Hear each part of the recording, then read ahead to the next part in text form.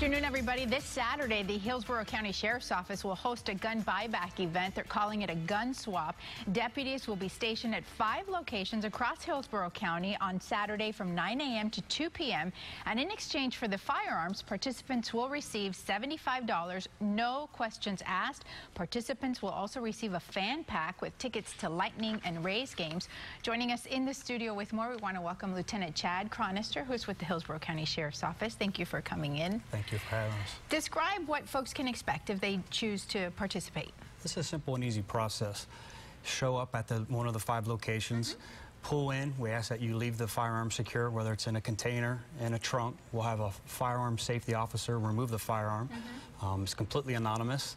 You will turn in the firearm, receive the incentive package, and be on your way.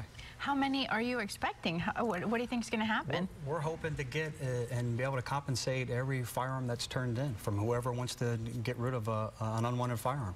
Now, you were saying a few minutes ago that you are expecting quite a turnout because of the phone calls that have been coming in after the shooting in Connecticut. That's correct. We've been inundated with requests for people that just don't want their firearms for whatever reason.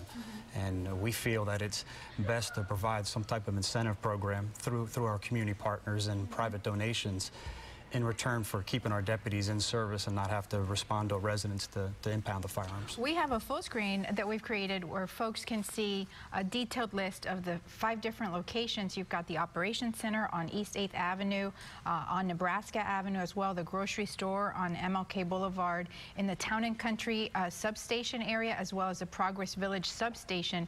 How would you describe most of the folks who show up with guns? Is there a stereotype of who participates in this? There is none. You have young people, you have some middle-aged folks who had the firearms when they were earlier in life, and now they have children. They don't want them in the home. And you have some others that the firearms they inherited through a passing or a death, and then the older folks too, who husband, spouse may have passed, and they don't want the firearms either.